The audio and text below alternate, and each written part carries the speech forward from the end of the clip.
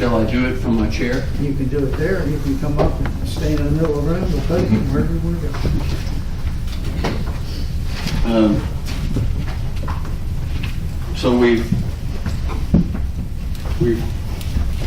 looked at a lot of evidence, we've looked at a lot of ordinances, we've heard a lot of testimony.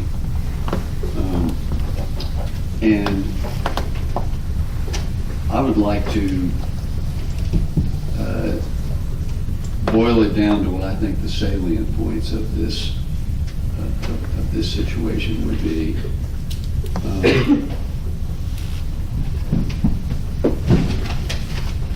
I'm anticipating that Mr. Picella is going to argue that the 1984 ordinance is too vague so as to regulate short-term rentals or prohibit short-term rentals, as we know short-term rentals by definition today.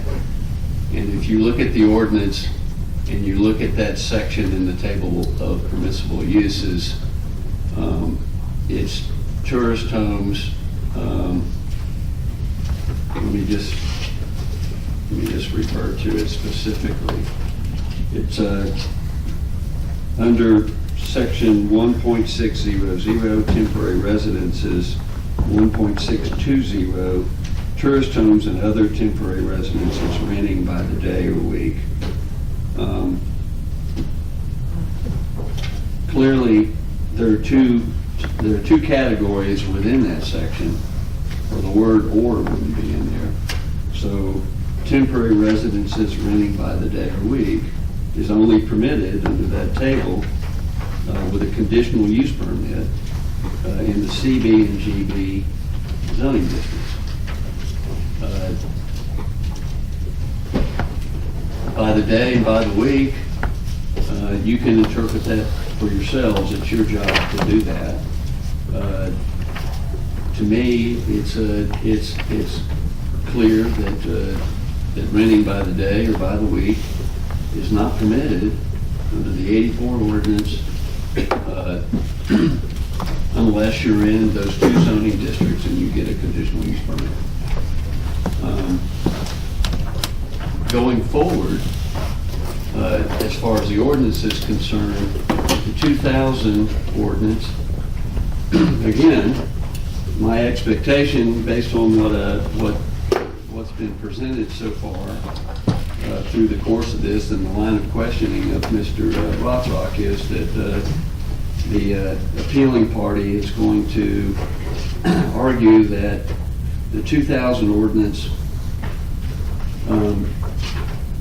does not prohibit short-term rentals in the R15 zoning district.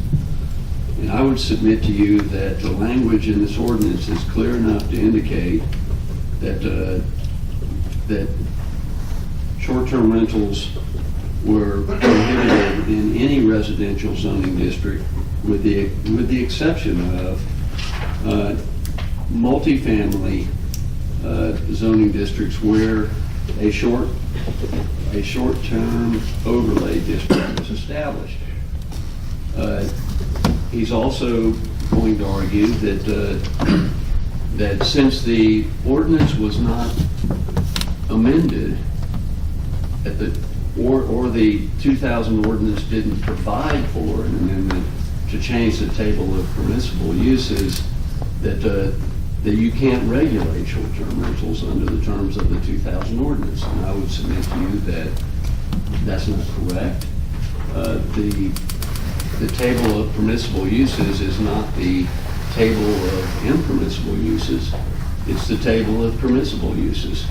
If you read the ordinance as a whole, you're going to see language in the 2000 amendment that clearly indicates the intent of the town that short-term rentals are intended to be prohibited in the residential zoning districts, with the exception of that short-term overlay district. And if you're someone trying to decide whether you can rent your property in the R15 zoning district, you go to the table of permissible uses you don't see where you can do that. But if you read the entirety of the ordinance, including the 2000 amendment, you'll see it's pretty clear you can't do that. If you're looking to see if you can do something, you want to see that it's permitted. If you don't see that it's permitted, you can read the rest of the ordinance and you can clearly see that it's not. So that's the 2000 ordinance. If the 84 ordinance is ambiguous and therefore arguably not enforceable to regulate short-term rentals, you look at the activity that was going on at that property immediately prior to the adoption of the 2000 ordinance, and you see what the activity was, and then you determine whether the property owner had an existing non-conforming use, as we've discussed with Mr. Rothrock in reviewing the ordinance. And there's been testimony presented by two different people who were associated with Jenkins Realtors. The testimony is consistent that Jenkins Realtors had the exclusive property management agreement for all but one of the units, and they had it from the 90s to 2004, which covers the applicable period that we're talking about for purposes of Mr. Frazier being able to establish his non-conforming use. If immediately prior to 2000, the non-conforming use was not in place, then it was prohibited by the 2000 ordinance.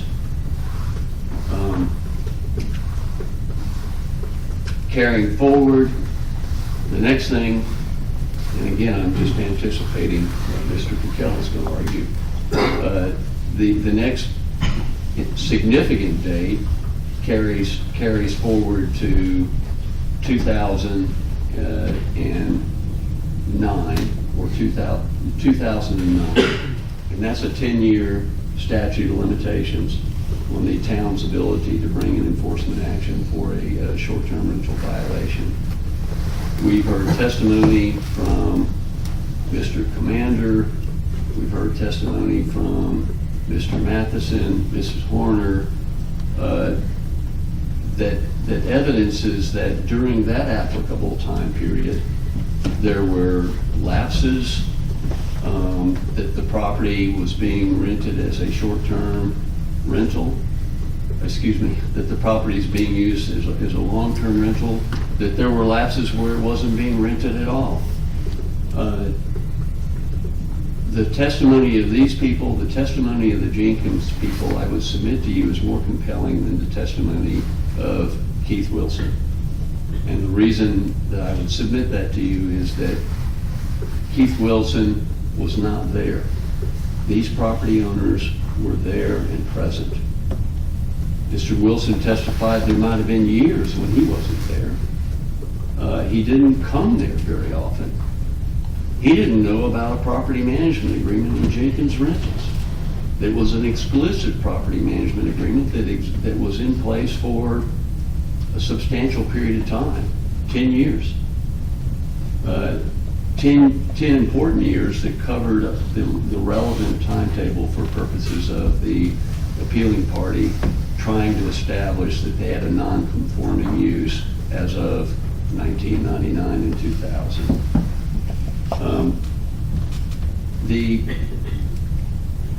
The point of the somewhat strange, apparently hypothetical question that I was asking Mr. Rothrock is this. In the light, from my standpoint, in the light most favorable to the appealing party, immediately prior to 2000,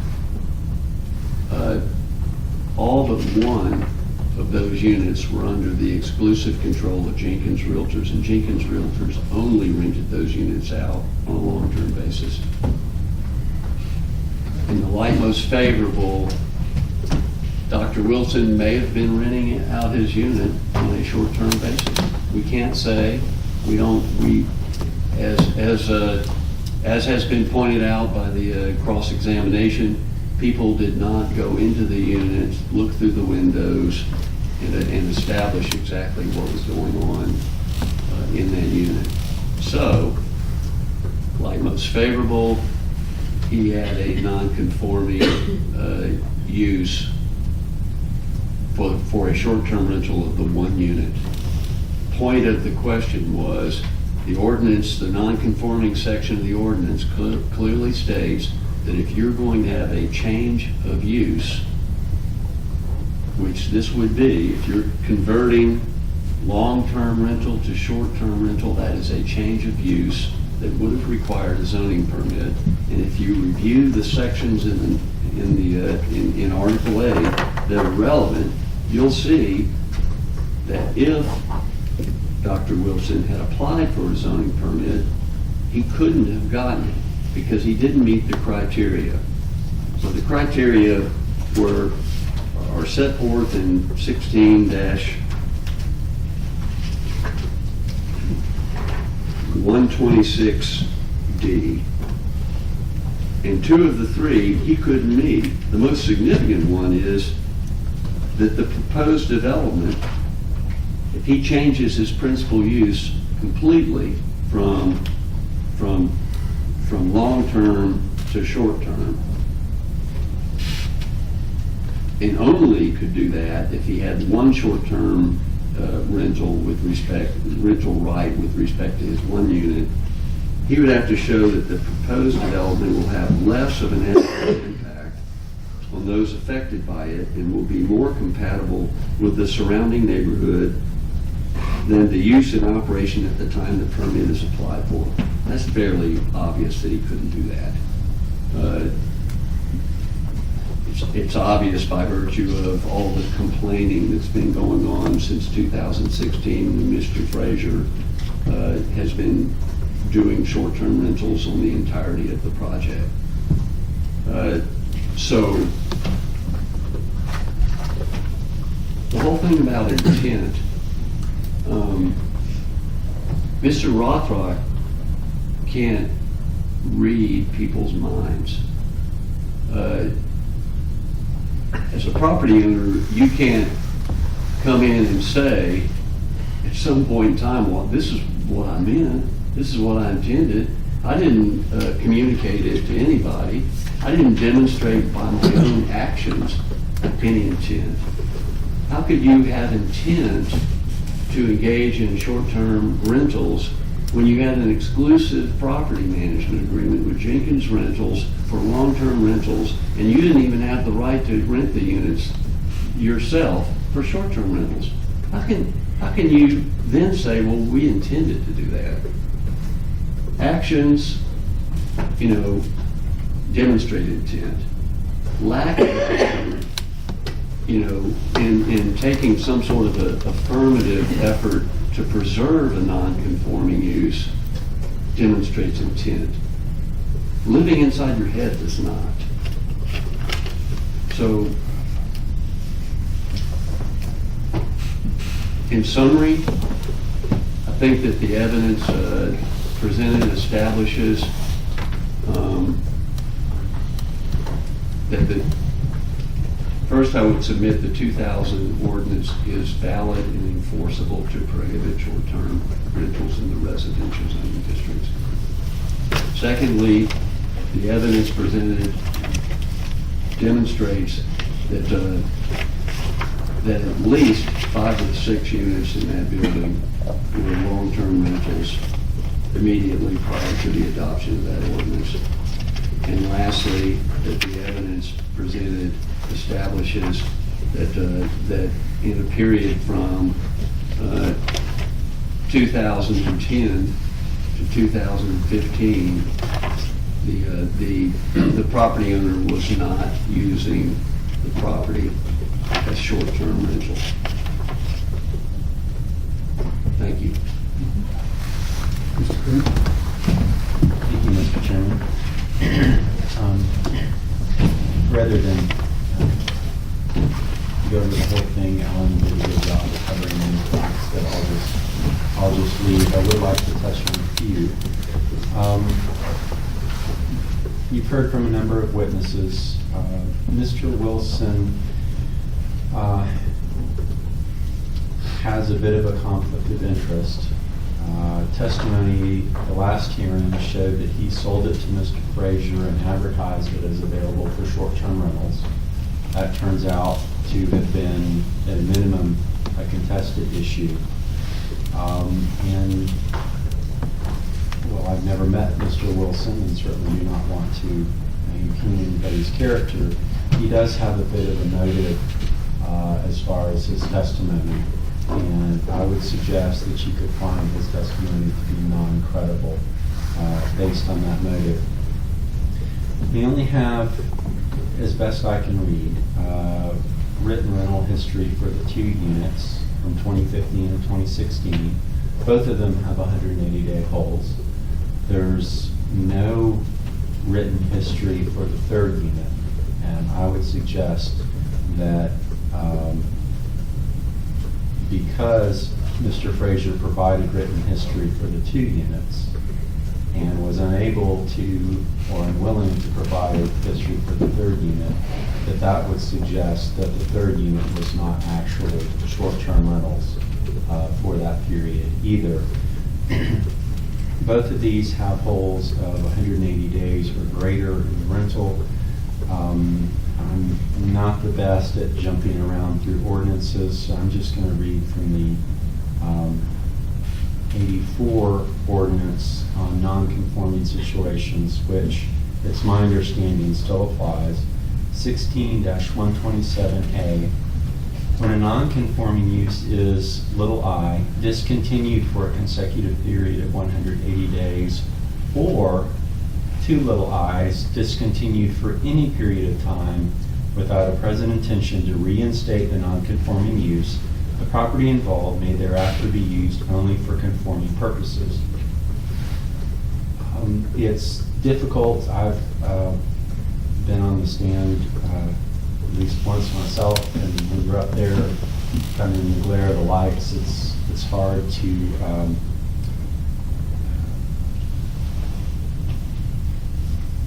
know everything about everything. I'm going to submit that there's possibly an alternate interpretation of the statute to what Mr. Rothrock mentioned, and that would be that this is an either-or. That if the non-conforming use is discontinued for any period of time without a present intention to reinstate, or if it's discontinued for a consecutive 180 days period, then it's no longer grandfathered in, it's no longer a vested right, it is no longer allowed to continue as a non-conforming use. Mr. Pakella's, and I've got to hand it to him, artfully played case. You had me shaking there. Every lawyer's fear is to get that case that was published 2 days ago that says, it's all for naught. The case doesn't say that. The case, admit it's a quick read. The case says that a town cannot define a change in ownership as a change in use, and therefore say that just because ownership changed, therefore you change the use, therefore you can no longer continue your non-conforming use. There was evidence in that case that there was continued non-conforming use, and all that changed was the ownership of the property. So that, at least from what I can tell on a quick read, appears to be what that case is about. I would submit that this board should uphold Mr. Rothrock's finding, and that's all I have to say. Thank you. Thank you, Mr. Kelly. Thank you. If I may approach, I have a combination of things. One, I have a brief that kind of walks through the argument, and then in addition, I've got proposed findings and conclusions for when it comes time when the public hearing is closed, and I wanted to offer those up as a suggestion and as a guide of findings and conclusions that could be made here. If I may approach. Sir. First, I'll hand a copy to the council.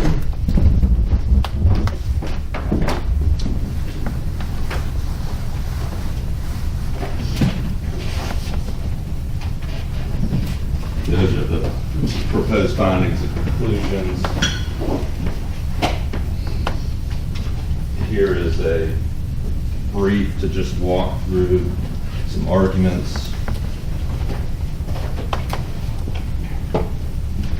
This is not typically how I write a brief, but I tried to do it in kind of a step-by-step logical order and approached it that way. And that's the reason it's in the form that it is. And I don't have to go through all of it because I think I was trying to address some arguments that I thought might arise based on reading the transcript from the last hearing, and some didn't come up, but I will go through it. But where I want to begin first is this process of going in front of boards of adjustment is kind of a substitute of going into court and picking a jury and having a jury decide your case. And the board members, you all know your role. You kind of serve as both judge and jury here. Clearly this town is not in favor of short-term rentals.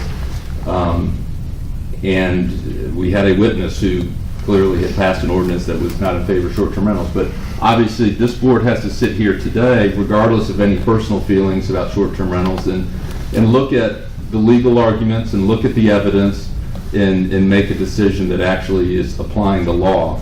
And I think that as we walk through this, the law supports that this short-term rental is fine and that notice of violation should be reversed. As an overview of the argument, it is our initial contention that because of the ambiguity of the 1984 ordinance as well as the 2000 amendment, that the only ordinance that ever truly, explicitly, not implicitly, and we'll talk about the land case in here, that talks about how in these zoning cases, as the landowner, we can't be regulated by implication. That the only ordinance that expressly regulated short-term rentals as where they could be and could not be was this ordinance, this amendment that occurred when it was voted on in 2018 and signed in 2019. And that we don't have to fight about when it's effective based on voting or signing, because the evidence is that whether it be 2018 or 2019, Mr. Frazier has made short-term rental use without any discontinuance. There hadn't been any evidence to the contrary. And that when only measuring this by way of that 2018-2019 amendment, he's established a short-term rental usage as of that time and doesn't have a 180-day discontinuance since then. And that's our initial position, and I'll walk through why that is the legal outcome of this. Alternatively, if we have to go back to the 1984 ordinance, we'll acknowledge that Mr. Wilson could not testify about gaps of 180 days regarding actual use, but he did testify about intent. And although at some point someone in this hearing last time said they were tired of intent, it may have been one of the lawyers, I don't know, but intent matters. It's what the town council passed in its ordinance, and so intent actually does matter. And so we have evidence of intent from 1984. We don't think we have to go back that far. Then we can measure from 2000, and we still have the intent to continue as a short-term rental, no discontinuance of that intent. We go then alternatively to a period of time that goes 10 years prior to the notice of violation. The notice of violation was in September of 2019, so we go back to September of 2009 based on the statute of limitations saying that we can't be charged for having a non-conforming use prior to that time. And the evidence from 2009 is that continued intent. And some of the testimony that we've had about particular uses predates 2009, and it's been evidence from folks who are making observations from out in the street, but those aren't observations of what is really going on in those units. I mean, as we went through some of the witnesses who said 2014, 2015, based on observation, there was no short-term rental, and yet the documentation shows there really was. The testimony is not credible based on just simply observing from out in the street as to what's going on inside those walls, behind those doors, and behind those curtains. So some of the evidence you've heard is not contrary to what was actually happening or intending to happen. It's evidence that's floating around the edges out there, but it doesn't prove that it wasn't actually used or intended to be used. All right, so I want to go through then just the legal argument here. The Roman numeral 1, I don't think we need to discuss. It's there if for some reason, as y'all are deliberating, you think it is an issue. But in the last hearing, there was a question. When I say last hearing, it was a year plus ago. There was a question raised about does the whole apartment have to be rented as short-term rental, or can just one unit? And nobody has made the argument in this hearing that the whole apartment had to be used as a short-term rental. Roman numeral 1 sets out the basis for why it doesn't need to be. I'm not going to waste time on that because it doesn't seem to be an issue here, but the argument is there. So turning to Roman numeral 2, the third page, this is where we get into intent. Intent to use for short-term rental purposes is sufficient to negate a purported 180-day discontinuance of use. So we start with non-conforming use, and the question is use a defined term? And it is a defined term. It's actually defined multiple times in the town's ordinances. It includes actual use and intention. It even, in the most current version of the ordinance, includes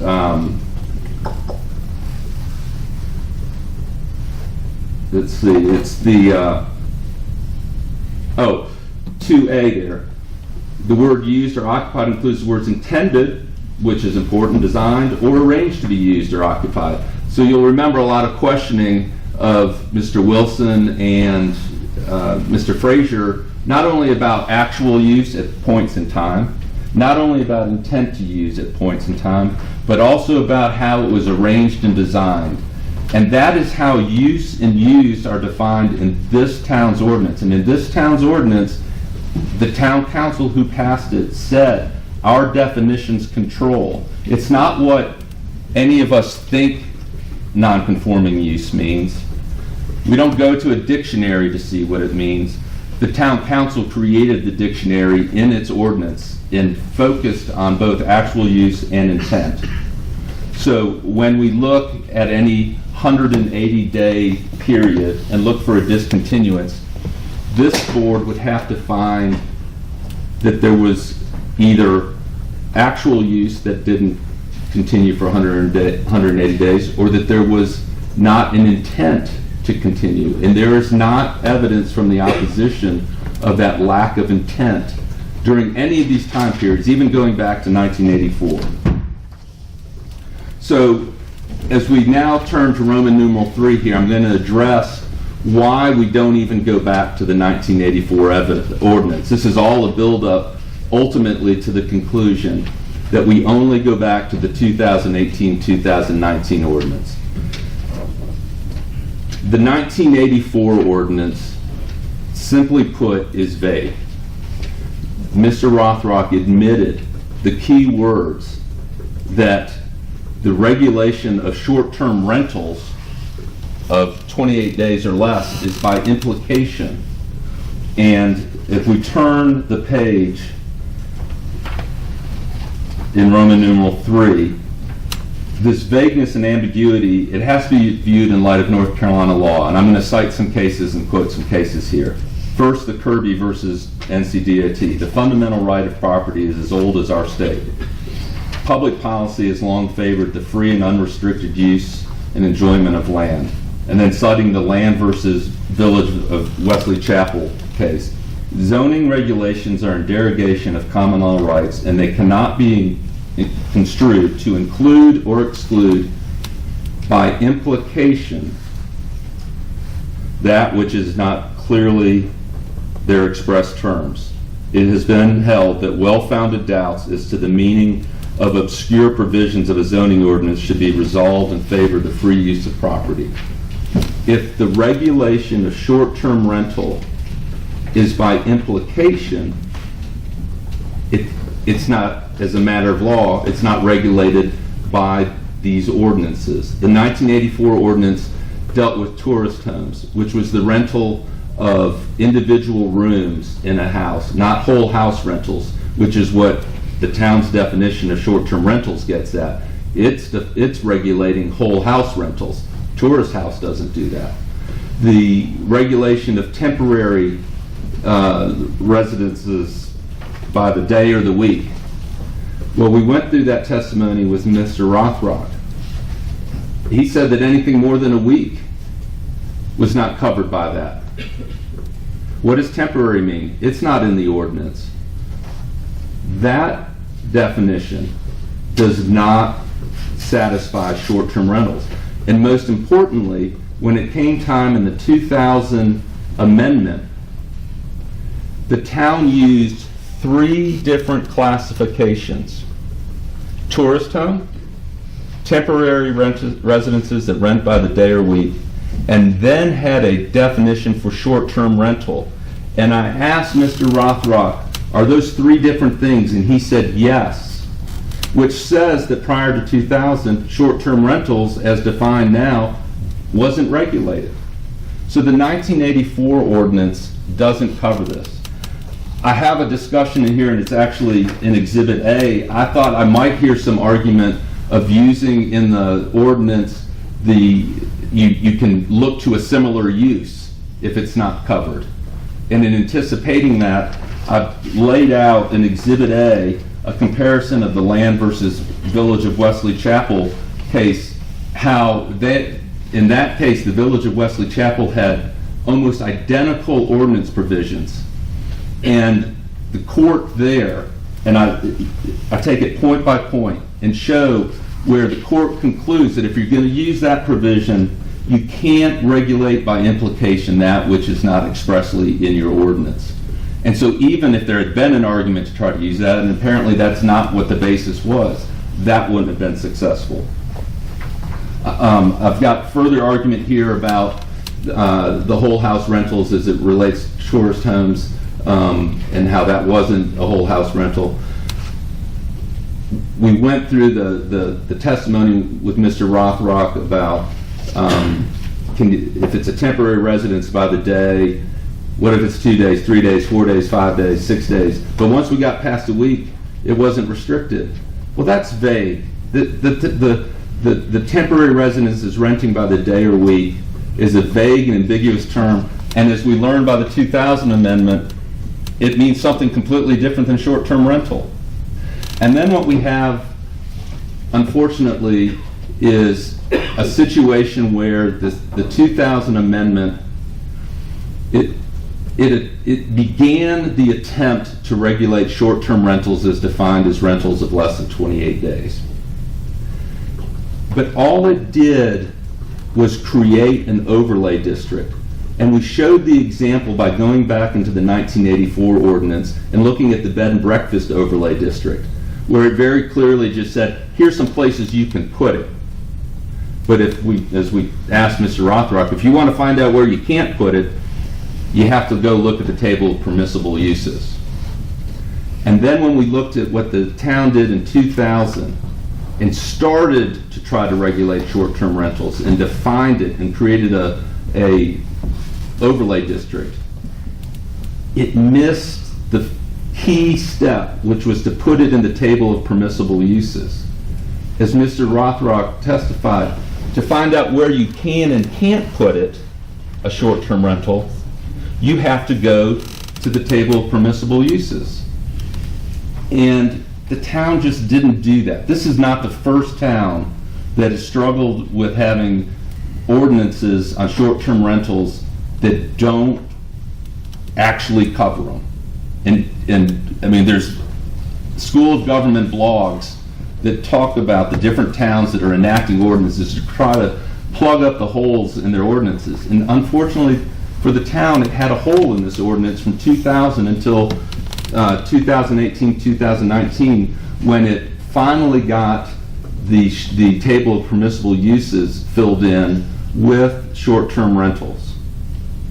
And so that ordinance did not regulate short-term rentals. It started to tell where you could put them, but it didn't tell you where you couldn't.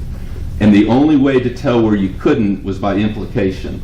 And Land versus Wesley Chapel says that in this state, where we favor the free use of land, that is unacceptable for regulating short-term rentals.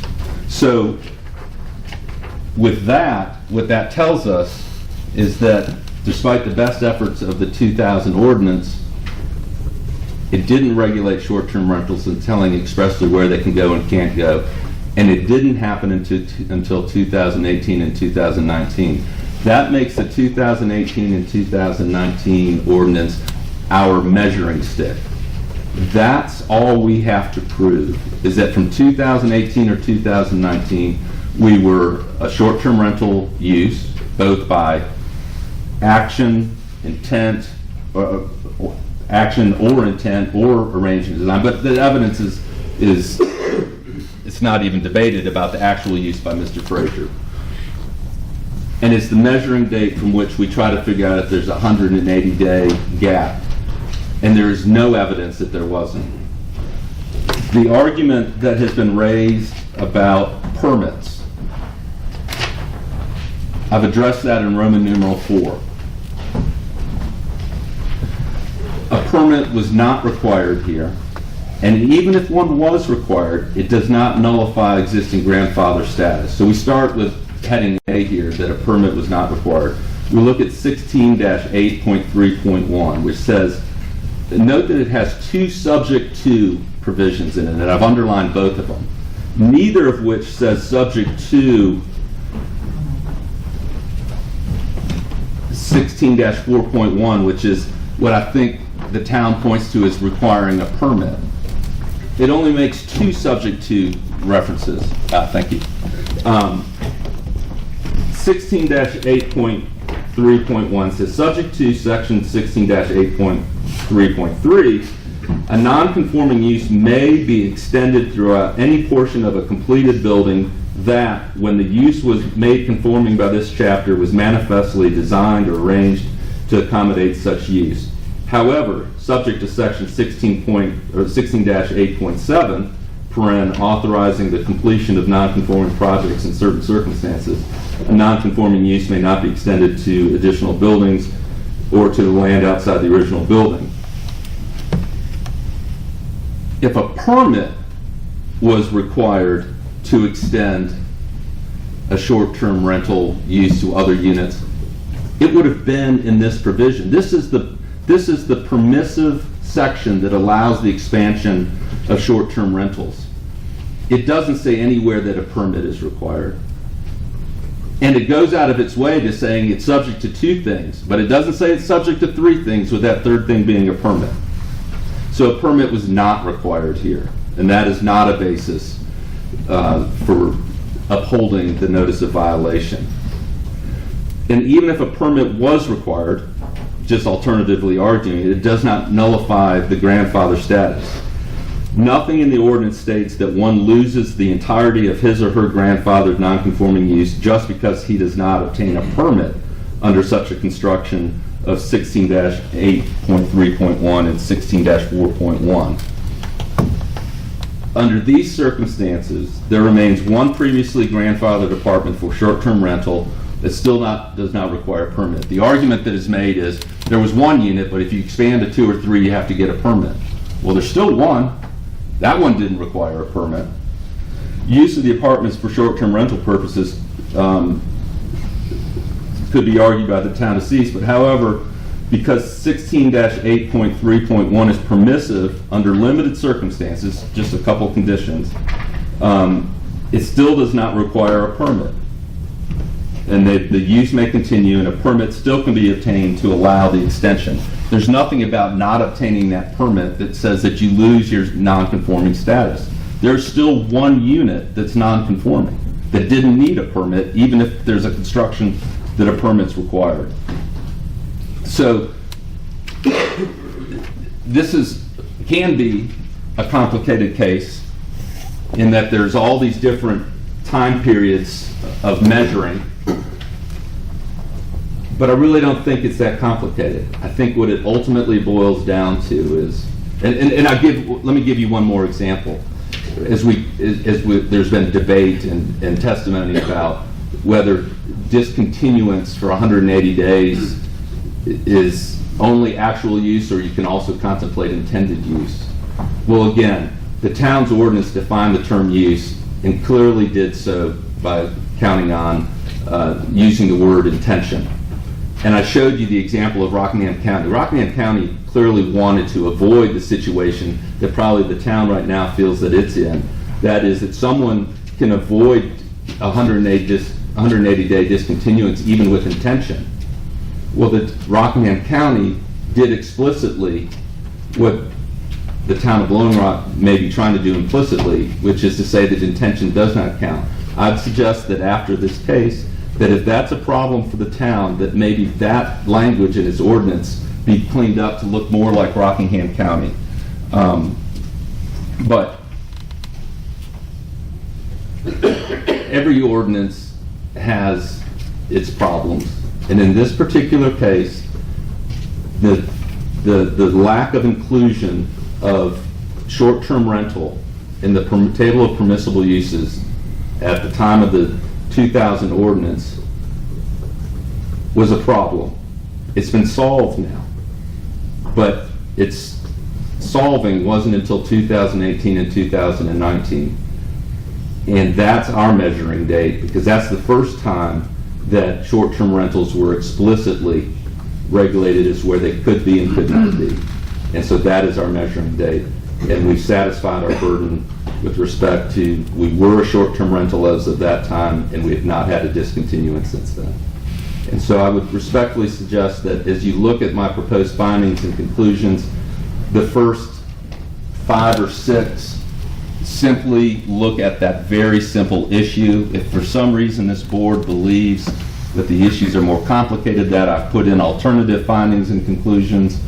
I've tried to do it in the format that most towns do, which is to have a motion to find something and then to make citation to the where in the record there's support for that, and I've tried to aid the board by doing that with what I've laid out.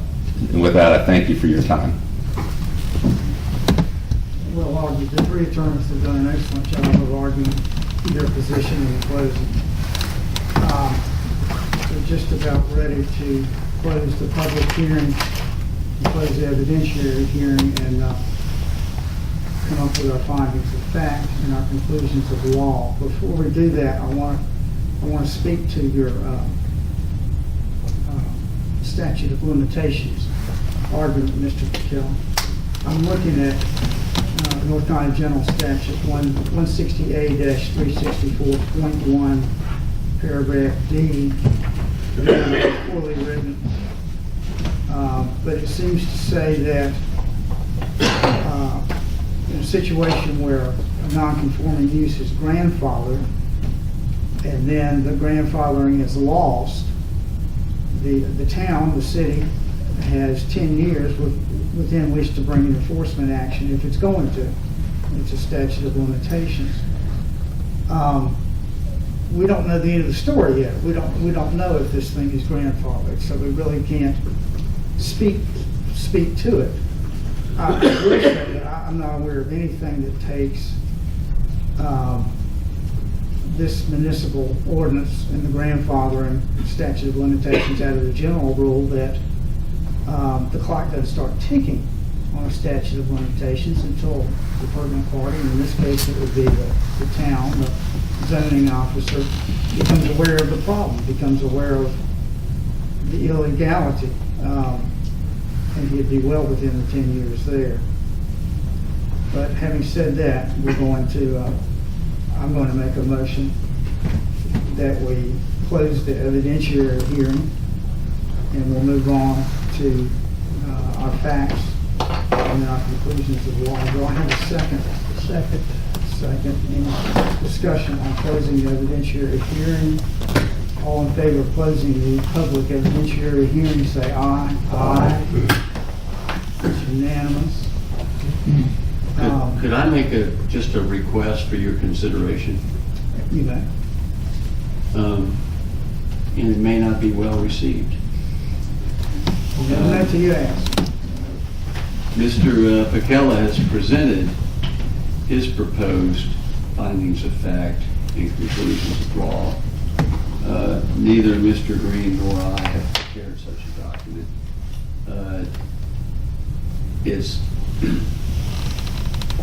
I would like for you to at least consider allowing us to prepare a similar document for your consideration before you actually make your findings and conclusions. And I guess part of that is related to the fact that it's 11:05. Part of it's related to the fact that we've had about 10 hours of hearing total. And it's going to be difficult,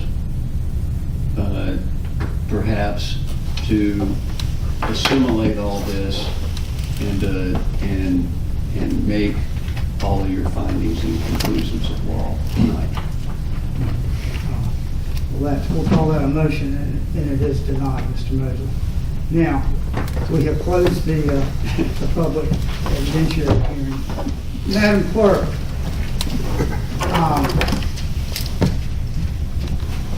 let me back up. Let me turn to the board members. Members of the board, we've all taken notes. We probably all got the same thing down. Just that one of us, and I will volunteer to run through the facts he has listed from his notes.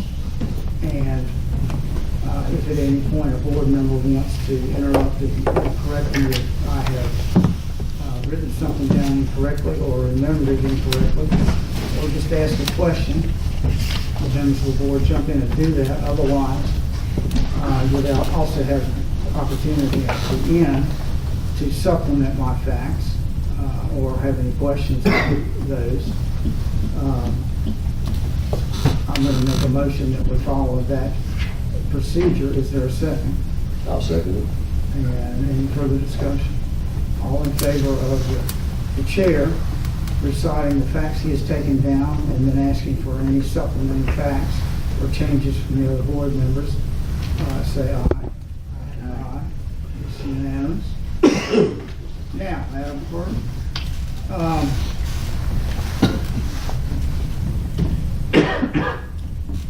up at the top of the decision document, we're going to use some abbreviations. And so would you have a heading, abbreviations? And under those, number one, I'm going to call the 1984 amended through December 1985 Blowing Rock Land Use Code, Chapter 16. I'm going to call that the 1984 Chapter 16. That's number one. Number two, the current Blowing Rock Land Use Code, Chapter 16, the way it appears today, I'm going to refer to that as the current Chapter 16. The non-conforming use of short-term rentals of a residential dwelling unit, I'm going to refer to as short-term rental. For the non-conforming use of tourist homes and other temporary residences renting by the day or week, I'm going to refer to as renting by the day or week. The Blowing Rock Board of Commissioners is also known as the Blowing Rock Town Council. I will refer to it as the Town Council. The property at issue in this case, 163 Wilmot Circle in Blowing Rock, I will simply refer to as the property. I'm going to begin. I'll have you please take down everything I say verbatim, word for word. If you don't hear me, or you need for me to speak louder, or if I'm getting ahead of you, please stop me. If we need to stop for some discussion, I'll say stop writing, and we will stop and discuss, and then when I go back to the facts, I'll say begin writing again. Does that make sense to you, Madam Clerk? Really good. Fact number 1, the property at issue in this case, Blowing Rock Appeal number 2019-02, 163 Wilmot Circle in Blowing Rock, the property. We're concerned here with how the residential building on the property is being used, not the lot. Fact 2, the parties here are Chad Fraser, the appellant, the town of Blowing Rock, and Mrs. Morgan Horner, a neighbor to the property. The property was built in the 1940s as an apartment building with 3 floors. Fact 4, the property was zoned as R15, single-family residential, in March of 1981. The property has been zoned district R15 ever since. The property, this is fact 5, has been legally grandfathered for use as a non-conforming multifamily apartment house in an R15 zone, so long as the property complies with all other applicable ordinances. It's the term length of the rentals of the apartments which is at issue in this appeal case. Fact 6, proper notices of this hearing have been made by the town.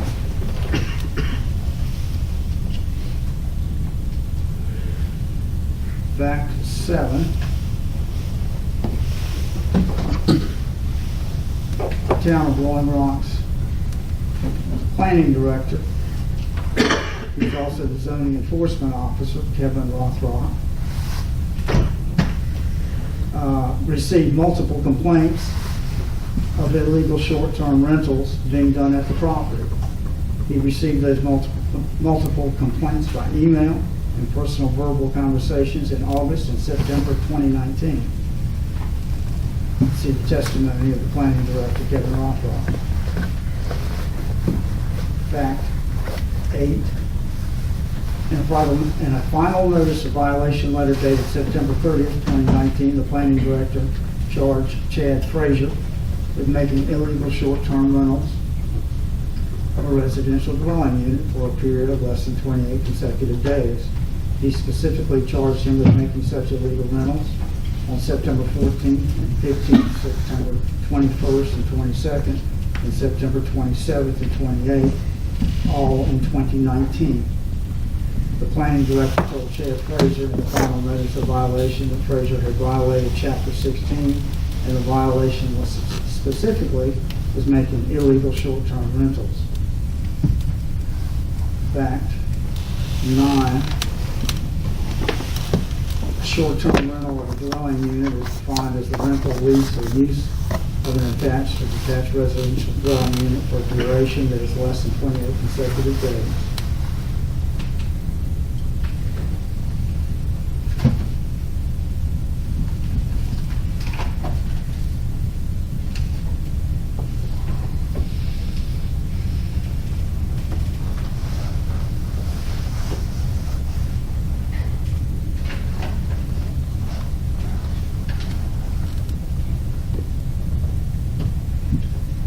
See section 16-2.2 in the current Chapter 16.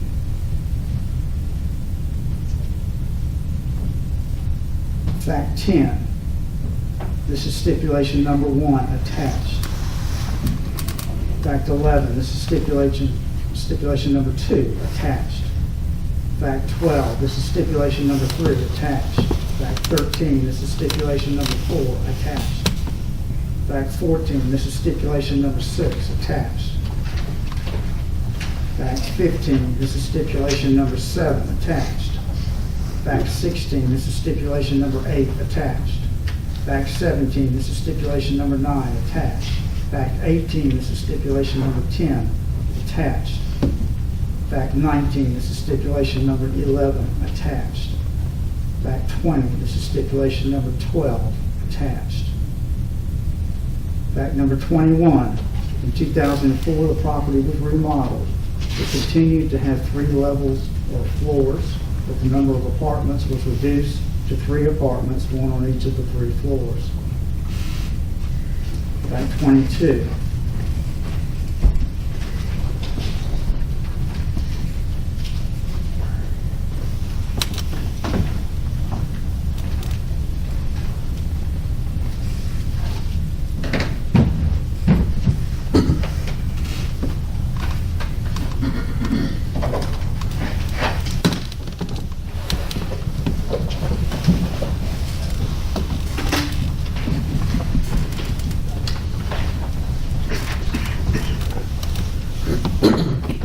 Fact 22 is the definition of a tourist home. A tourist home is defined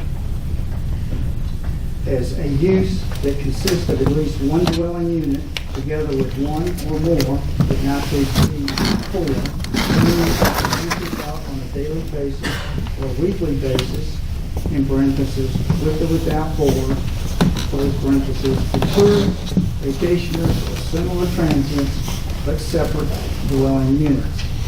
And that is definition 88.1 in the 1984 chapter 16. It's also contained in policy 8.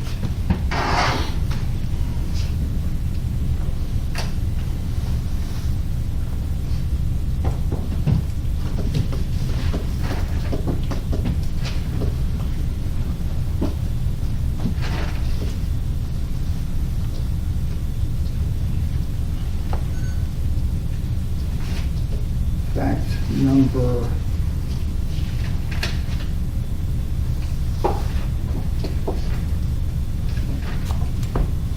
23. Excuse me. Fact number 24. William and Martha Wilson owned the property from July 21st, 1981 until October 16, 2000. They sold to DMW Limited Partnership, which later became DMW Holdings LLC. The DMW owners sold to Chad Frazier, the appellant here, on June 29, 2016. Fact 25.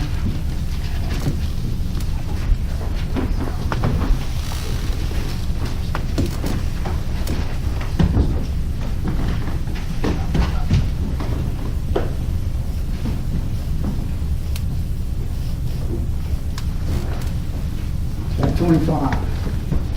Keith Wilson is the son of William and Martha Wilson, who owned the property from 1981 until 2000. Keith Wilson testified in this hearing. He is 60 years old and lives in Georgia. The board, this board, must base its decisions on substantial, material, competent evidence.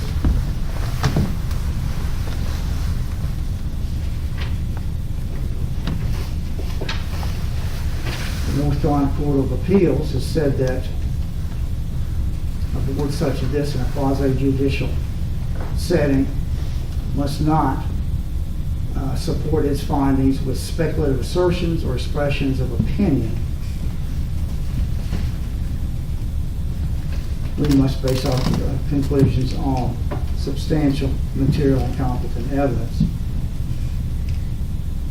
Keith Wilson's testimony was at times very uncertain, at times very speculative, and at times he contradicted himself. At times he was clearly giving opinions based on speculation. At times he was assuming things for which he obviously had no personal knowledge. He testified to many things for which he obviously had no personal knowledge. He testified repeatedly to what other people were intending. He testified to other people's states of mind, what other people were thinking. When pressed for specifics, he said repeatedly, he wasn't there. He doesn't know. He was removed from the situation. His testimony was not the sort of substantial evidence that a reasonable mind could regard as sufficient to support a conclusion. His testimony was generally material. It had a connection to consequential facts, namely whether these apartment units were rented, how they were rented, when they were rented, if they were rented at all. But his testimony, Keith Wilson's testimony, for the most part, was incompetent.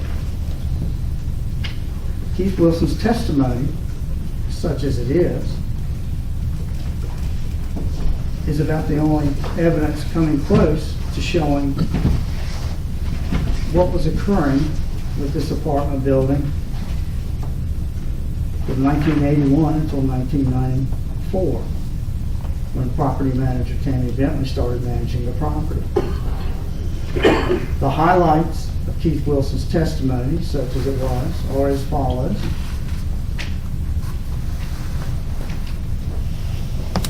And I will list them alphabetically. A. Keith Wilson was 21 or 22 years old when his parents bought the property in 1981. B.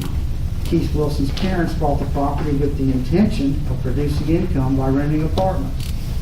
C. When his parents bought the apartments, there were 5 apartments, and the building had 3 floors. D.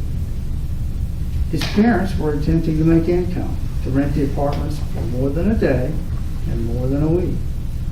E. His parents never rented just a room in the apartments. Between 1984 and 2000, they never rented just rooms. F. While his parents owned the property, at least one apartment was reserved for his mother's use. They tried to keep one unit open for family use. G. While his parents owned the property, the apartments could be used by family.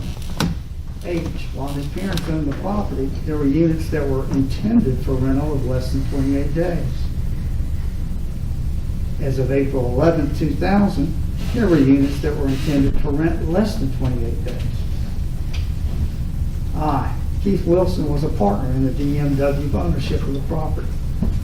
J. The 2004 renovation of the apartments was to make larger apartment units. The number of apartments was reduced from 5 to 3. The new configuration could accommodate families. K. There was never a consecutive 180 days that they did not intend to rent for less than 28 days. He, Keith Wilson, can't say for certain, there were not long-term leases. He wasn't there. L. Keith Wilson's father, William Wilson, died in April 2010. M. After September 30th, 2009, the apartments were used for renting less than 28 days. N. No records regarding the rentals of the apartments are available. O. He, Keith Wilson, visited the property very little in the 1980s. There may have been some entire years that he never visited the property at all. P. While the Wilsons owned the property, they tried to rent the bottom floor efficiency apartment long term, and someone may have rented it for a year. Q. His father was not able to get to the property much, so he had someone else manage the rentals at the property. There was a man who handled the rentals. After his father's death, a different man and his wife became the managers. R. If there were long-term leases of the units while the Wilsons owned the property, the professional property manager handled those. S. The professional property manager the Wilsons used was Steve Britton. He and his wife Carol managed the rentals from 1981 to 2010. Steve had the leases signed if they were long-term leases. The manager handled those. His parents, Keith Wilson's parents, they could have used Jenkins Realty. He didn't really know. T. While the Wilsons owned the property, the family and their friends and cousins used the apartments as much as possible. There was lots of owners used by William and Martha Wilson's children and their friends and cousins. U. Keith Wilson was not involved in any way with managing the apartments, He was not around. He was removed from the situation. The top floor apartment was the Wilson family unit. The family unit was rented as much as possible. W, while the Wilsons owned the property, all of the units were available for rent. But there was always at least one unit free for his mother's use.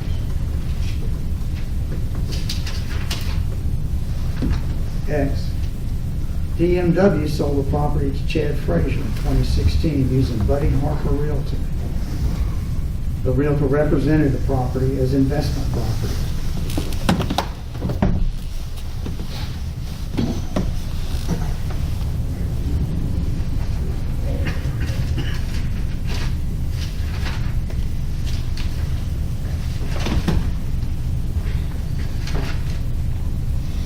Fact number 26.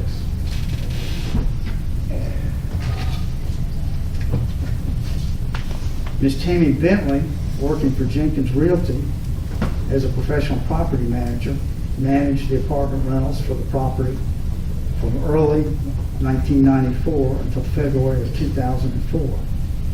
See the Tammy Bentley testimony.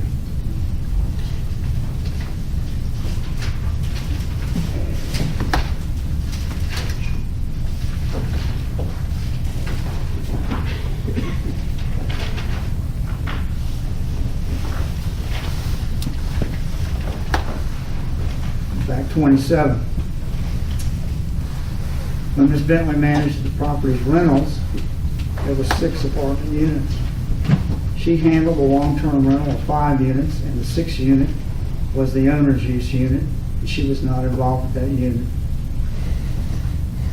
She handled leases, she met the tenants, and she handled maintenance issues. Fact 28.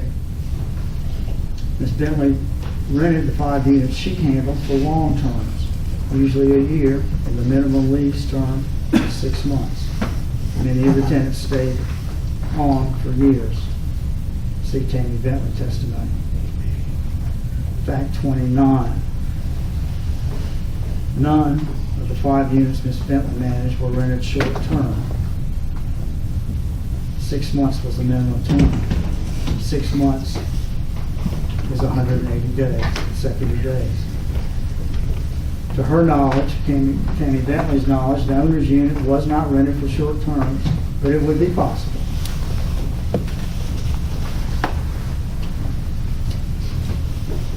Fact 30.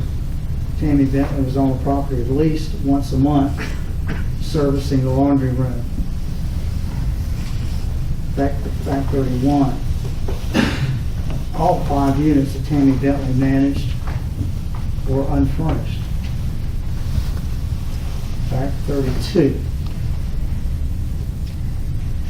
There was a period of more than 6 months when the property was on the market for sale and the building was vacant. No one living in the building. See testimony of John Commander.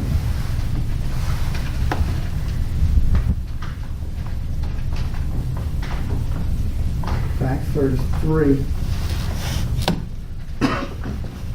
Mr. Chad Frazier bought the property as an investment to produce income. See the Chad Frazier testimony. Fact 34. When Chad Frazier took possession of the property, all of the apartment units were vacant. See the Chad Frazier testimony. Fact 35. After Chad Frazier got the property, he started renting for terms of less than 28 days. See the Chad Frazier testimony. Fact 36. Chad Frazier rented for terms of less than 28 consecutive days in September 2019. He rented the top, middle, and bottom units for less than 28 days in September of 2019. See the Chad Frazier testimony. Fact 37. Since Chad Frazier bought the property, there's been no 180-day period that he did not rent a unit for less than 28 days. See the Chad Frazier testimony. Fact 38. While he has had the property, Chad Frazier has rarely had a rental of the units longer than a week. see the Chair Fraser testimony.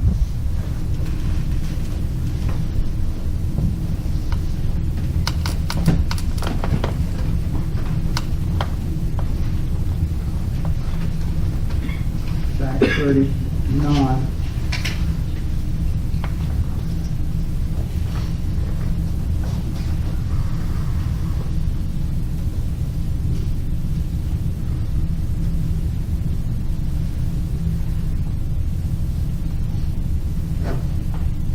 Tourist homes and other temporary residences rented by the day or week was replaced at use description number 1.620 in the table of permissible uses as of August 13, 2019.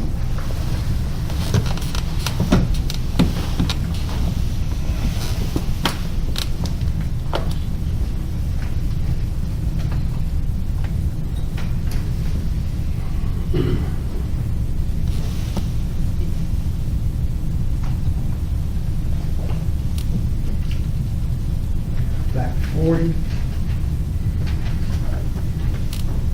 to be grandfathered for use of short-term rental in R15 zone, a property must comply with current Chapter 16, Section 16-8.1, which provides, quote, non-conforming situations that were otherwise lawful on the effective date of this chapter may be continuous, in quotes. The effective date here is August 13, 2019.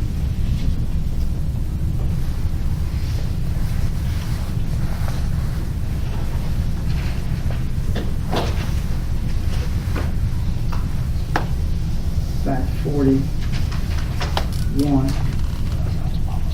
Current Chapter 16, Section 16-8.6 provides that when a non-conforming use is discontinued for a consecutive period of 180 days, the property involved may thereafter be used only for conforming purposes. Fact 42.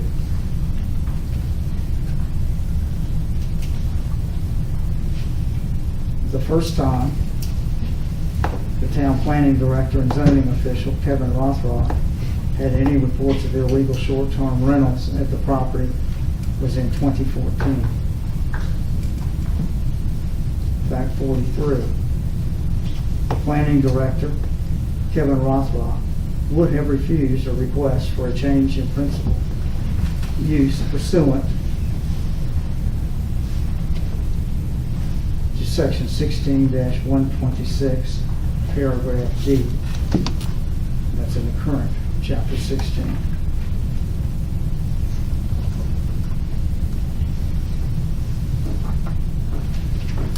Gentlemen of the board, does anyone have anything they would like to supplement those facts with? Any additions or questions of the chair?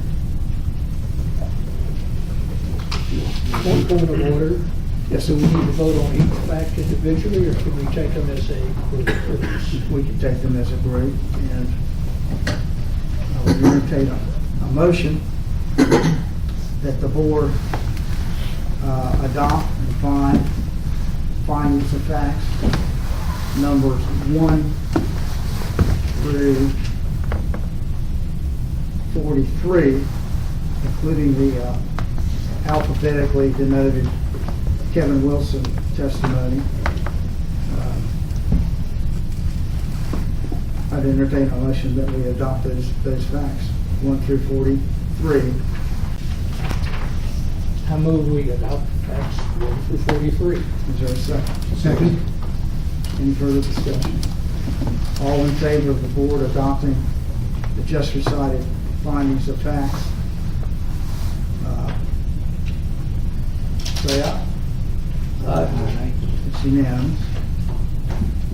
Mr. Chairman, can we now move to approve Mr. Rothrock's findings? No, we have to go to our conclusions of law. Okay.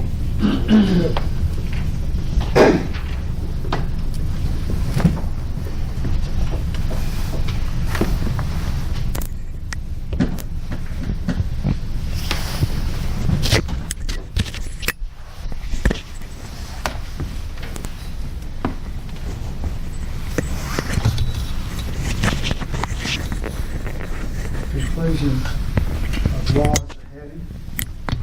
Madam Clerk. Conclusion number 1.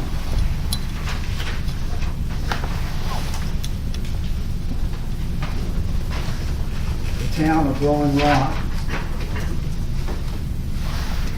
has established a current violation of Rolling Rock zoning ordinance. That ordinance being a prohibition against short-term rentals in the R-15 zoning district. The North Carolina Court of Appeals has said once a town meets its burden to establish the existence of a current zoning violation, the burden of proof shifts to the landowner to establish the existence of a legal non-conforming use or other affirmative defense. They said that in the case of Sherrill versus Town of Highlands, and that's located at volume number 762 of the Southeastern Second Edition case report at page 877. This board is aware that if the appellant produces substantial, competent, and material evidence of a prima facie showing of everything necessary to show a complete defense to the allegation, at that point the burden would shift to the opposing parties. Conclusion number 2.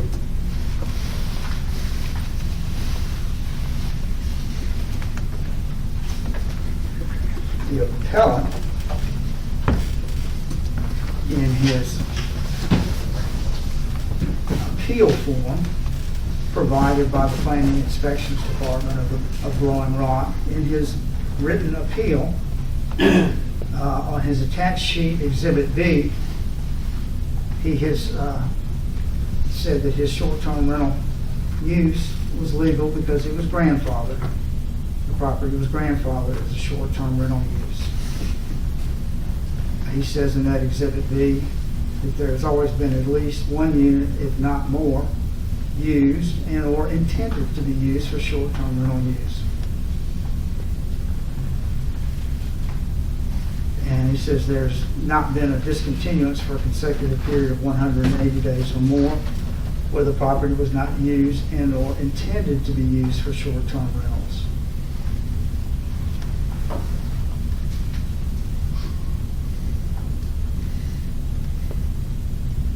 So let us address whether the appellant's intent to use the property matters at all, one way or another. The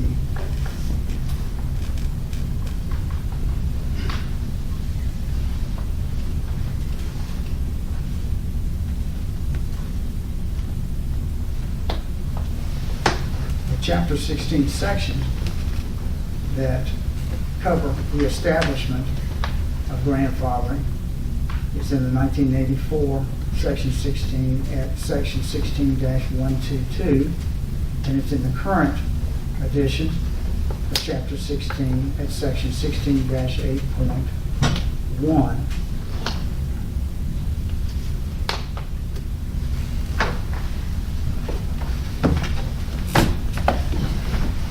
And it reads, except as otherwise specifically provided in this chapter, non-conforming situations that were otherwise lawful on the effective date of this chapter may be continued, subject to the restrictions and qualifications set forth. We believe that the town council intended that a property owner's intent to use was irrelevant. We believe the town council intended that there be actual active non-conforming use and not just intent, thoughts, and contemplation in the property owner's mind. We believe that the town council would have written this differently, and if they thought intent made a difference one way or another, we believe they would have put it into this section. We believe when they use the words "may be continued," they meant continuing something that's actually taking place. Or, as the North Carolina Court of Appeals has said, before supposed non-conforming use can be protected, it must exist somewhere outside the property owner's mind. They said that in Godfrey versus Zoning Board of Adjustment of Union County, located at 344 Southeast 2nd, 272.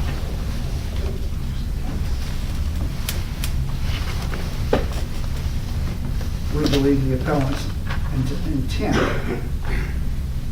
to rent the property in non-conforming use is irrelevant. We find the same result with the discontinuance of non-conforming situations. Those are addressed at the in the 1984 section 16 at 16-127, and at the current section 16 at section 16-8.6.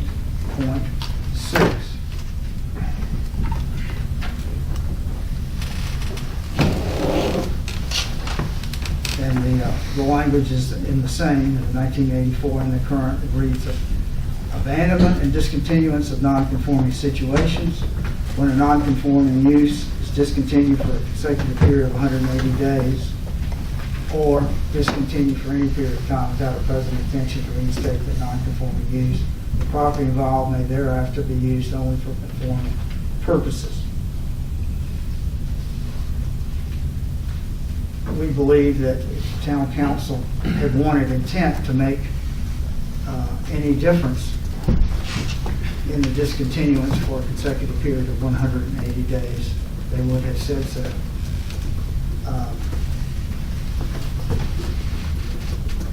We believe that the town council did not intend for an intent to do the non-conforming use without actual active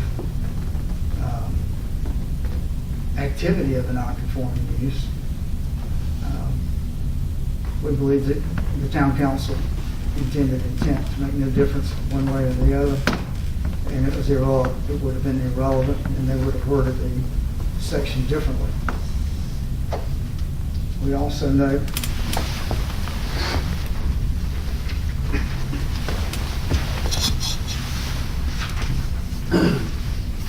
that the North Carolina Court of Appeals, looking at a similarly worded municipal code section, said the petitioner's intent to resume operations is irrelevant in determining whether the property's non-conforming use has been discontinued. That case was CG&T Corporation versus the Board of Adjustment of the City of Wilmington, located at 411 Southeast 2nd, 655.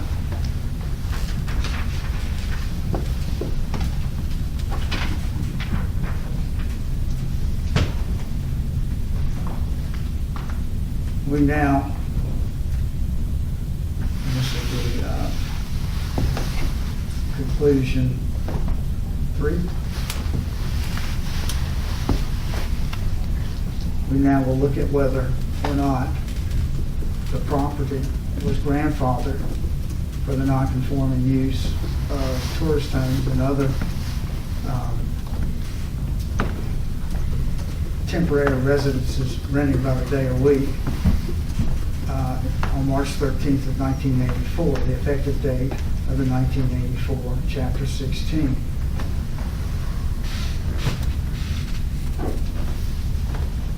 First of all, we conclude that the property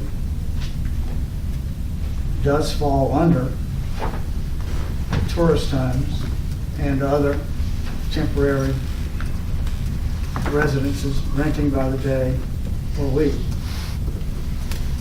We conclude that the property may or may not be a tourist home, but the property is indeed a residence, and every apartment in the building is a residence.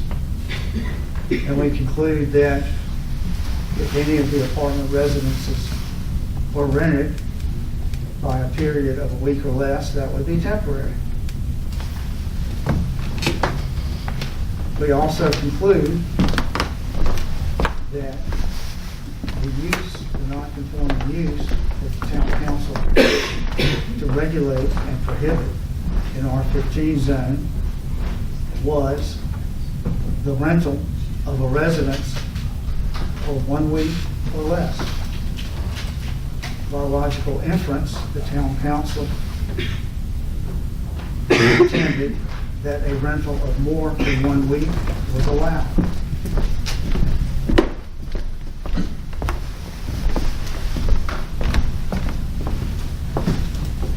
The 1984 Chapter 16 provides what is necessary to establish grandfathering as of the effective date of the 1984 Chapter 16. That effective date was March 13, 1984. And we look now at Section 16-122.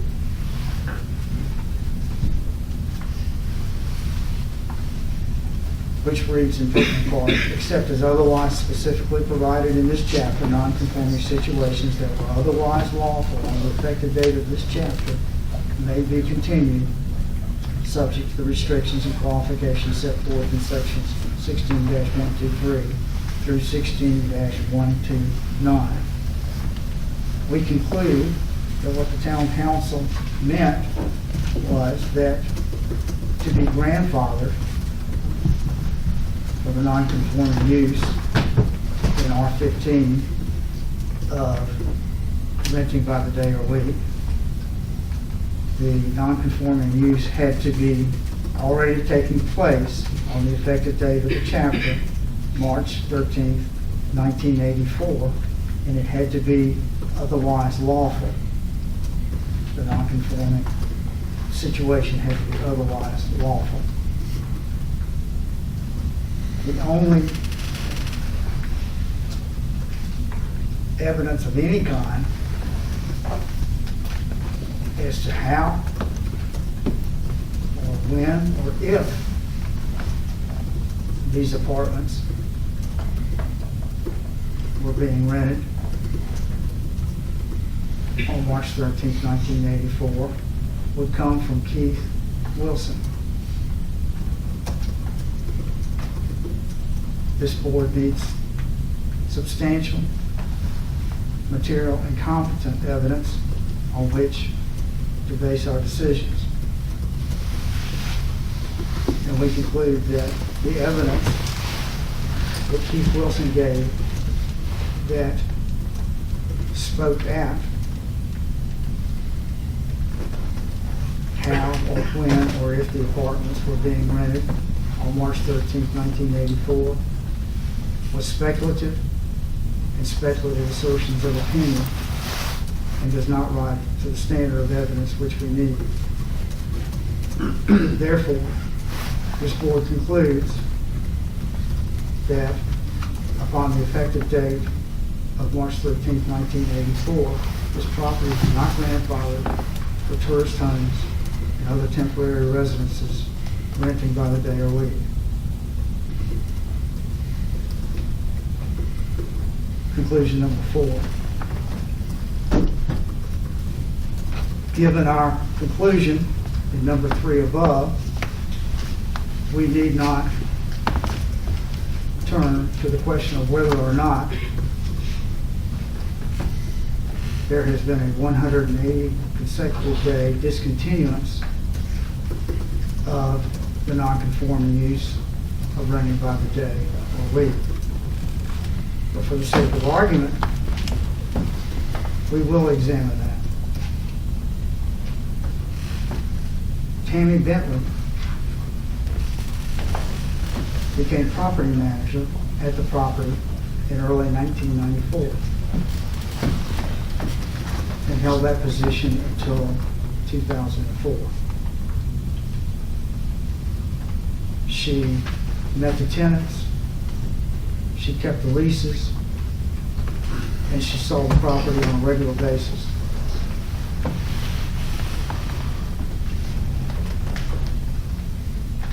During the time, she managed 5 of the 6 units in the building.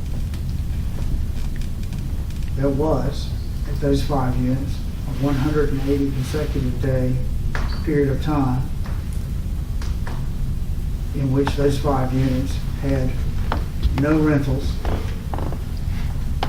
of a week or less.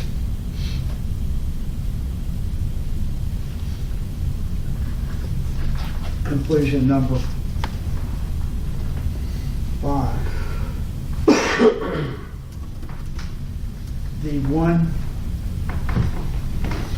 unit at the property which property manager Tammy Bentley did not manage was reserved for the owner's use, and Tammy Bentley had no involvement with it and does not know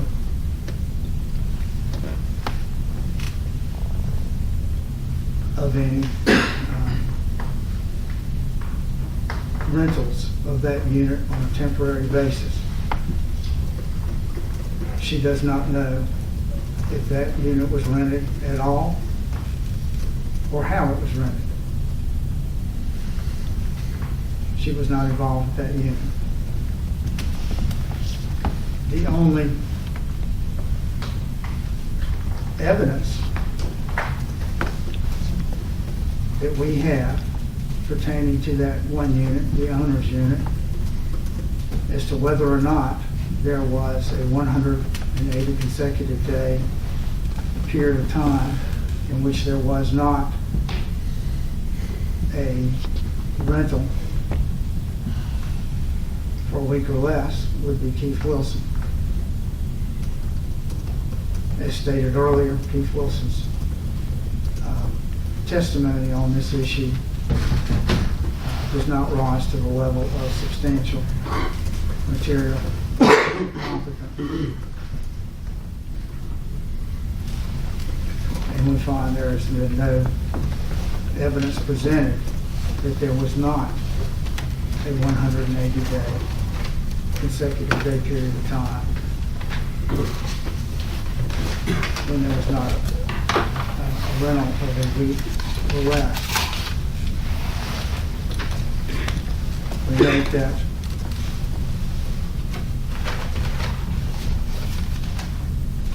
the North Carolina Court of Appeals has said the burden is on the appellant to show no discontinuity. They say when the ordinance says that a non-conforming use of property that predates the enactment of an ordinance is permitted so long as the non-conforming use is not discontinued for a period of time, the property owner has the burden of establishing a continuous non-conforming use. They say that in the case of JWL Investments Incorporated versus Guilford County Board of Adjustment, located at 515 Southeast 2nd, page 715.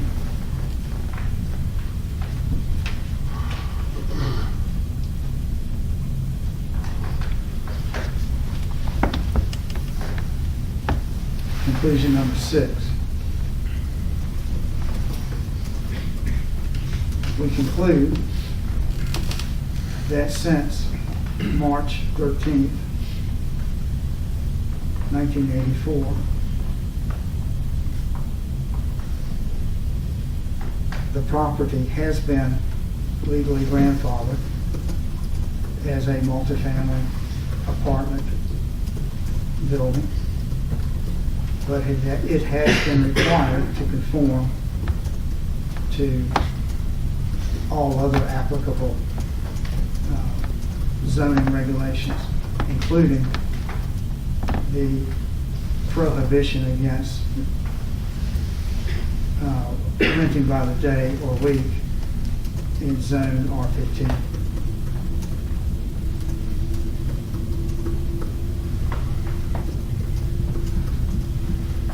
Conclusion number 7.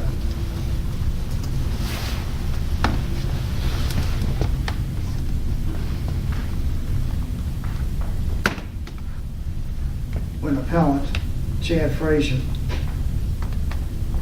bought the property on June 29, 2016, the property was not grandfathered for tourist homes and other temporary residences renting by the day or week. It had to conform to that requirement.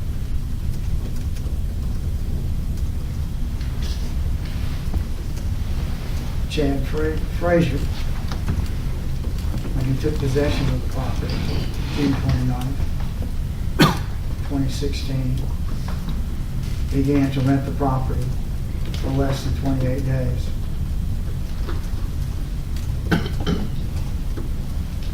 He has rarely, while he's had the property, had a rental of more than a week. We conclude that when Chad Frazier started, after he took possession of the property, renting the property for a week or less, those rentals were illegal. That was an illegal, non-conforming use.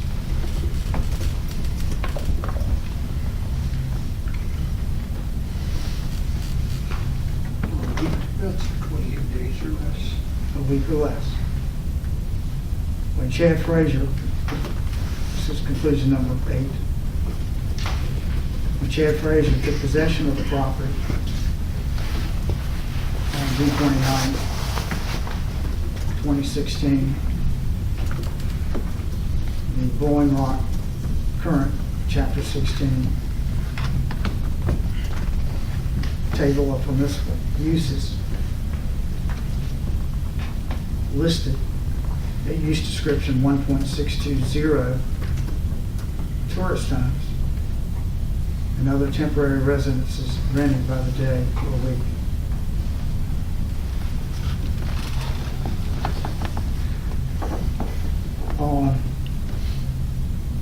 This is conclusion number 9.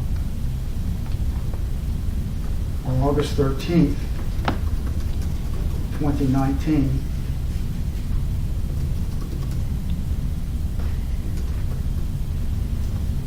Wilmot Rock enacted a new ordinance.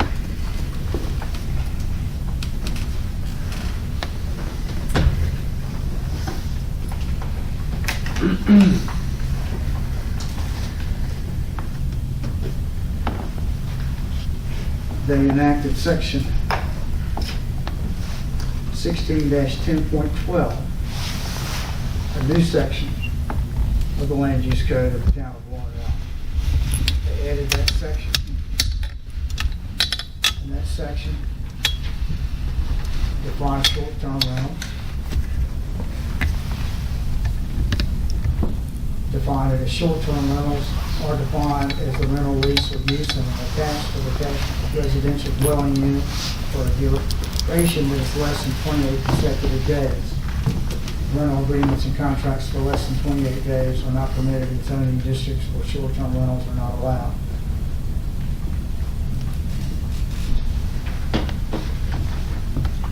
They also, in that enactment, on August 13, 2019, amended the table of permissible uses, which is located at section 16-10.1. And at use description 1.620, which used to have 5 to this enactment, tourist homes and other temporary residences rented by the day or week. They replaced it with short-term rental of a residential dwelling unit.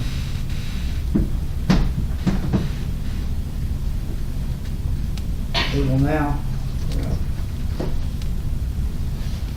conclusion 10.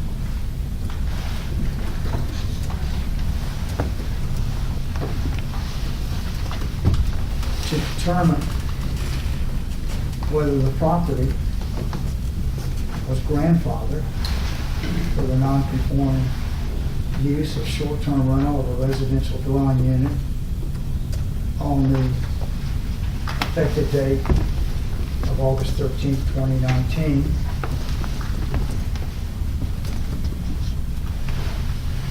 We will look again at current section 16-8.1, continuation of non-conforming situations.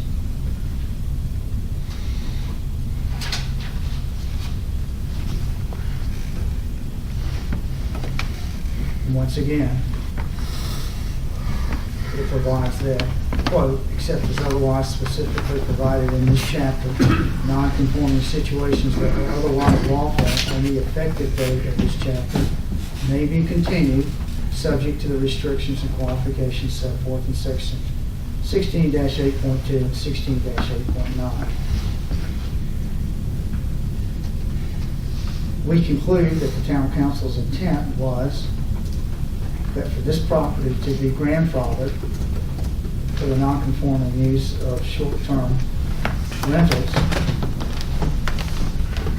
it had to be actually doing that non-conforming use on August 13th, 2019, and that non-conforming use had to be otherwise lawful.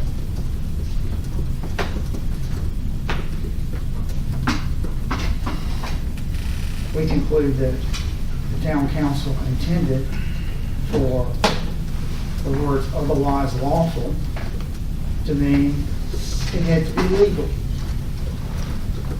The non-conforming situation had to be legal.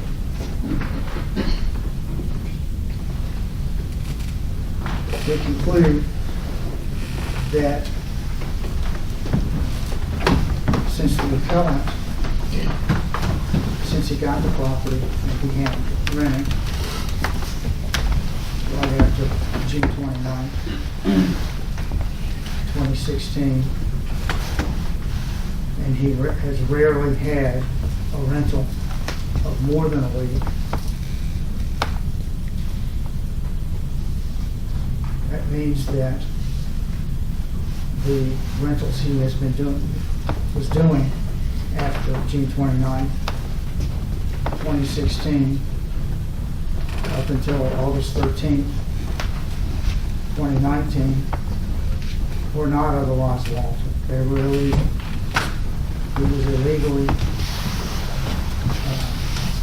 renting for 1 week or less.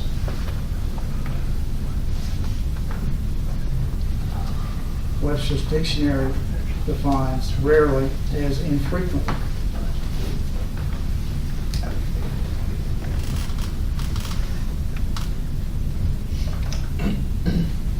The current section 16 and section 16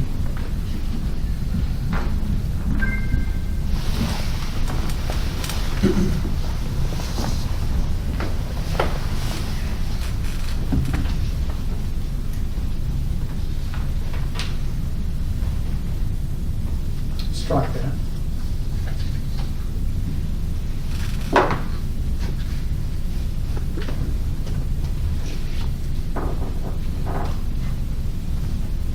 We conclude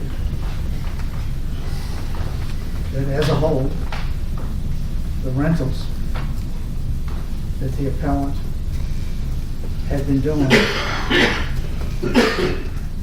since he took possession of the property up until August 13, 2019,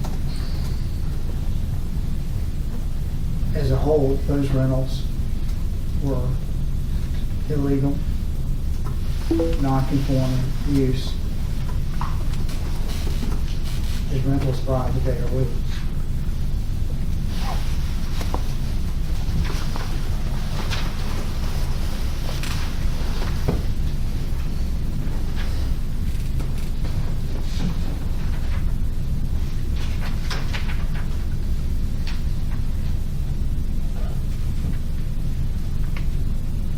We note that the North Carolina Court of Appeals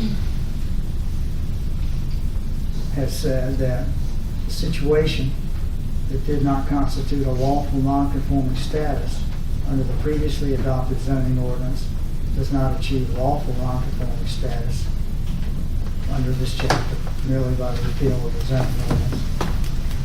I'm sorry. That is pursuant to section 16.1.5 of the current chapter 16. The North Carolina Court of Appeals has said in the case of Overton versus Camden County Board of Adjustment at 574 Southeast 2nd, page 157, unlawful earlier non-conforming use cannot be used for grandfathering under a new provision.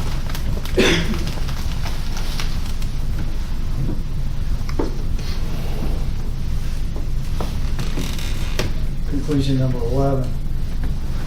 We conclude that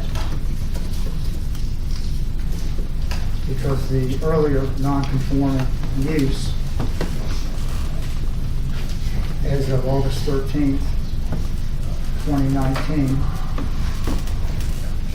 was not otherwise lawful, it was illegal, that the property is not grandfathered for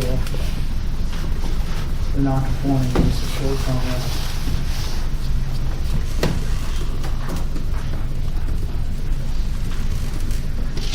Conclusion number 12.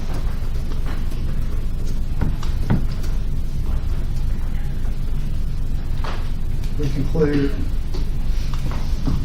that the property, as of August 13, 2019,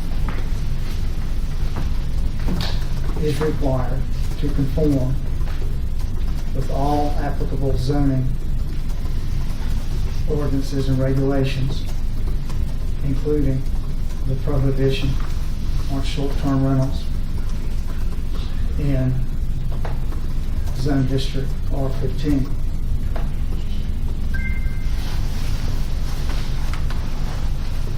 Period. With the understanding and exception that this property has been lawfully grandfathered for many years. It's a multi-use apartment house, and it remains so lawfully grandfathered. And it may continue as a multi-family apartment house, but it must comply with all other zoning ordinances and regulations, including the prohibition on short-term rentals in zoning District R15.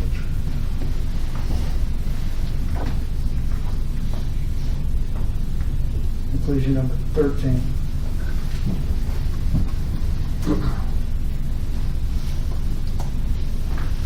In current chapter 16, section 16-1.5, that chapter reads in pertinent part, a situation that did not constitute a lawful, non-conforming situation under the previously adopted zoning ordinance does not achieve lawful, non-conforming status under this chapter merely by the repeal of the zoning ordinance. We conclude that what the town council means by that is, applying it to the facts of the instant case, that just because tourist homes and other temporary residences rented by the day or week was replaced and or repealed use description 1.620 and replaced by short-term rentals, it does not mean that the previous unlawful rentals of a week or less by the appellant in this property does not mean they are not illegal. Just because tourist homes and other temporary residences rented by the day or week was repealed or replaced, it does not wash away the sins of the earlier illegal rentals. Conclusion number 14. We conclude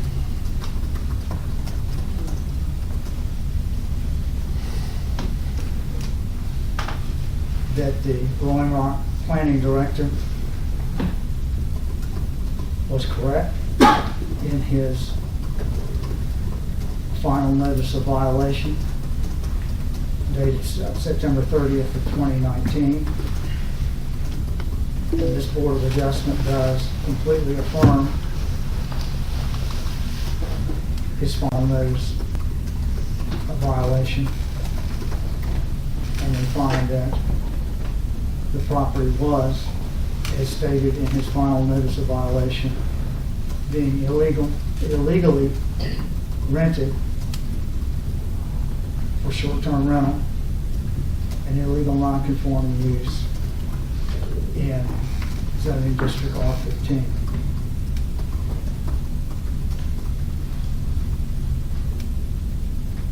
Conclusion number 15. We conclude that this property must conform with the prohibition on short-term rentals in R15.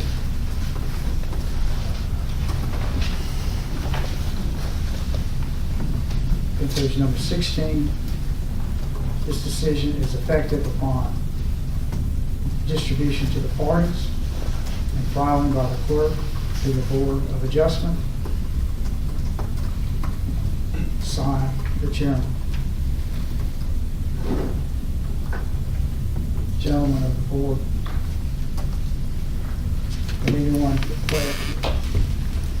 would anyone like to make a motion that we adopt conclusions of law 1 through 16 as just stated?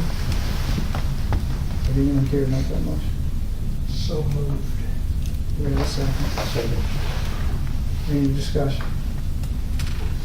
All those in favor of adopting the conclusions of law 1 through 16 as just stated, please say aye.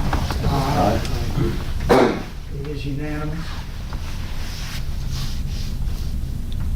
Now, we need a motion to approve Kevin's findings again. We've done that. Mr.